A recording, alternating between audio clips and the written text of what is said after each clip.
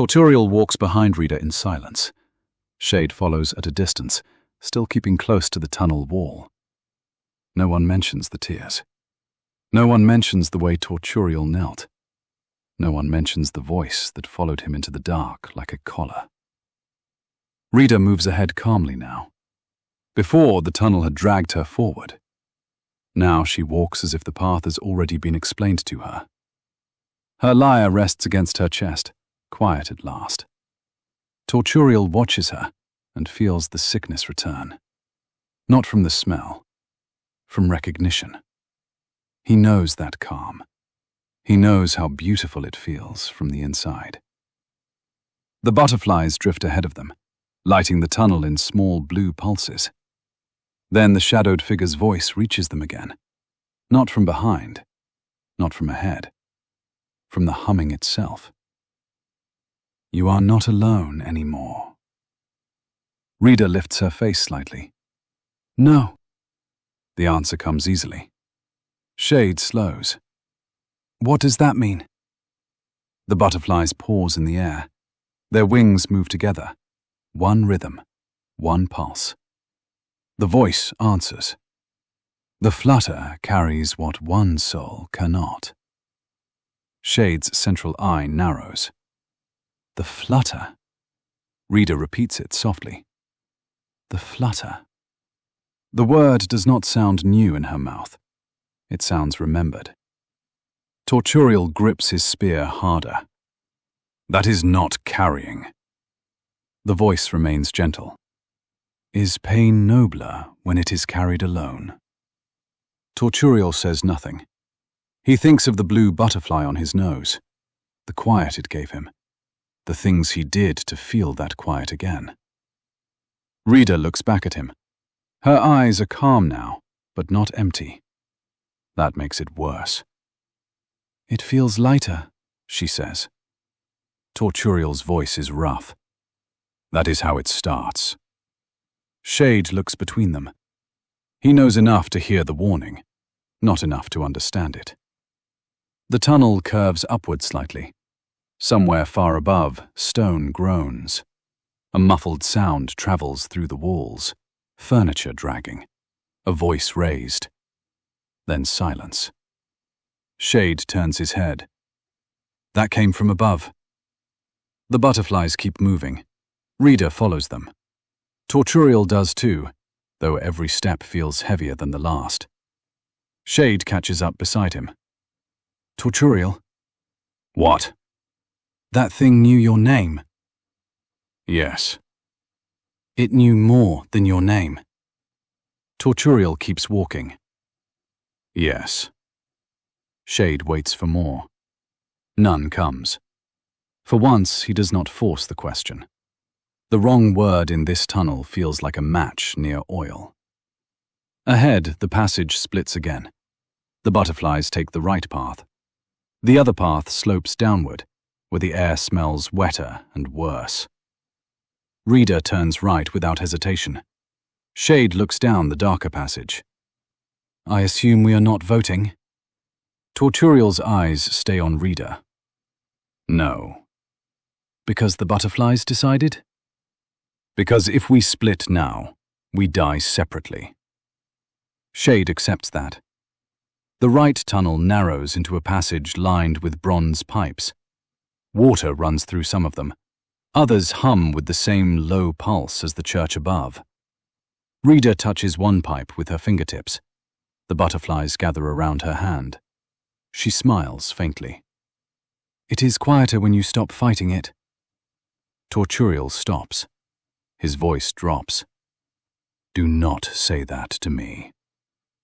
Rhida turns. For a heartbeat, something like confusion passes through her calm. Then it sinks beneath the peace again. I am sorry. The apology sounds real. That makes it hurt more. Torturial looks away. Shade watches him carefully. Whatever happened in the chamber has left marks no eye can see. But Shade can feel them in the way Torturial holds his spear. Not ready to attack. Ready to keep himself standing. The butterflies move onward. and somewhere above them, the church begins to shift again. Above the tunnels, the church begins putting itself back together. The silver soldiers are no longer fighting. One lies unconscious near the candles. One is being dragged toward the doors by blue-robed worshippers. The last sits against the wall, awake but silent, staring at the statue as if he has forgotten why he came. Eleanor stays near Evelyn, but her attention keeps returning to the open grate. Torturial and Shade are gone below. Denarian is in the library, and the humming has changed. It no longer sounds distant. It sounds busy. The old man walks through the broken candles with calm hands and a gentle face. "Do not worry," he said. "Disorder passes." Eleanor does not answer. Then the church doors open again. A familiar figure steps inside. The lizard-looking person from Ingracia. The quiet one who had sat apart from everyone else, watching more than speaking. Now, standing beneath the blue church windows, she looks even stranger. Scales catch the candlelight along her face and neck. Her eyes move quickly from the broken candles to the wounded soldiers, to Eleanor and Evelyn. Evelien. Her voice is tense. "What happened here?" Eleanor answers quickly. "We are still finding that out." Evelien looks toward the open grate. "And that?" Eleanor follows her gaze. "That is worse." The old man approaches before either of them can say more. In his hands is a small blue booklet, plain except for 3 butterflies pressed into the cover. "You seem shaken," he says to Evelien. "Read this. It helps." Eleanor steps forward. "Wait!" The old man stops, still smiling. Evelyn's fingers close around Eleanor's hand. "Eleanor," she says softly, "it is only a booklet." But her voice has that distant thread again, the part that sounds borrowed. Evelien takes the booklet, confused more than willing. She opens it. Her eyes move over the first line. The church seems to lean closer. Her shoulders begin to lower, only slightly. Eleanor moves at once. She snatches the booklet from Eveline's hands and pushes it hard into the old man's chest. "No!" The old man catches it. His smile thins. Evelien blinks, startled, as if she has just woken from the edge of a thought that was not hers. "What was that?" Eleanor keeps herself between Evelien and the old man. "I do not know, but you were changing." Evelyn looks hurt. "It helps people." Eleanor turns to her. "Then why does everyone sound the same after reading it?" That lands harder than she expected. Evelyn's face tightens, not angry, not fully herself. The old man closes the booklet with care. "Fear makes people unkind." Eleanor's voice stays firm. "No, fear makes people notice danger." The humming beneath the church rises again. This time, Evelien hears it clearly. Her eyes go to the grate. "What is down there?" The old man answers gently. "Nothing you need to see." Evelien looks at the unconscious soldier, then at the booklet in his hands. "I think that means the opposite."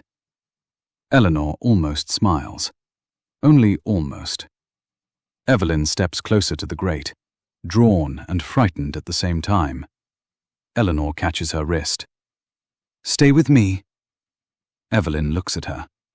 For a heartbeat, she seems far away. Then she nods. "I am trying." That answer scares Eleanor more than refusal would have. She looks at Evelien. "If we go down, we go together." Evelien swallows, but nods. "I just walked into this nightmare. I might as well understand it." Eleanor reaches for the part of herself that answered during the fight. Water, roots, wings, small living things. Nature had listened before. Maybe it would listen again. The old man says nothing as the three women move toward the open grate. He only watches, holding the blue booklet against his chest. Below, the humming waits. Eleanor, Evelyn, and Evelien descend through the open grate. The stairs are slick beneath their feet.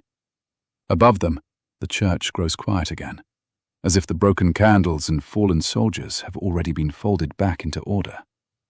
Below, the tunnel breathes damp air. Evelyn keeps close to Eleanor. I should have stayed at the tavern. Eleanor answers without looking back. Probably. Evelyn gives her a sharp look. That was not comforting. It was honest. Evelyn walks beside them, one hand brushing the wall. Blue butterfly marks are carved into the stone, some clean, some scratched so deeply they look like wounds. Her voice is soft. We should not be here. Eleanor turns to her. Do you know where we are going? Evelyn's eyes drift toward the darkness ahead. No. Then, quieter. But part of me does. They continue. The humming is different here than it was in the church. Less like prayer, more like something huge trying to sleep. A small sound comes from around the next bend. Footsteps. Slow. Careful. Eleanor raises her hand, and water trembles in a thin line along the tunnel wall. A boy appears. He cannot be older than 10. He wears blue robes that are too long at the sleeves and carries a bronze bucket filled with water. The bucket is heavy for him, but he does not seem upset by it. He stops when he sees them. No fear, only mild curiosity. Evelyn whispers, Why is there a child down here? The boy lifts the bucket slightly. I am bringing water. Eleanor's throat tightens. For who? The boy looks past them, toward the deeper tunnel. For the one in the chamber. Evelyn goes still. Eleanor notices immediately. What chamber? The boy tilts his head, confused by the question. The lower one. He adjusts his grip on the bucket. It gets thirsty. No one speaks. The water inside the bucket trembles with the humming beneath the floor. Evelyn takes half a step back. That is enough for me. We can leave now. The boy looks at her kindly. You should not leave it thirsty. He says it the way another child might talk about feeding a pet. That makes it worse. Eleanor lowers her hand, but the water along the wall keeps trembling. Who told you to bring it water? The boy smiles. Everyone knows. Evelyn closes her eyes for a second. When she opens them, her voice is barely there. Let him pass. Eleanor looks at her. Evelyn. He is only doing what he was given. The boy walks past them, the bucket swinging gently at his side. Just before the tunnel swallows him, he looks back. It used to be louder. Then he continues into the dark. Evelyn stares after him. I hate this place. Eleanor does not correct her. They follow at a distance. The tunnel widens. Bronze chains hang from the ceiling, some old, some recently repaired. Water runs along grooves in the floor, all leading toward a large stone door ahead. The humming comes from behind it. Deep, wet, hungry. Evelyn's hand finds Eleanor's. This time her grip is not strange. It is frightened. Eleanor squeezes back. Whatever waits behind the door is not a prayer, not comfort, not relief. It is the thing the church keeps fed. End of episode 7. The Flutter.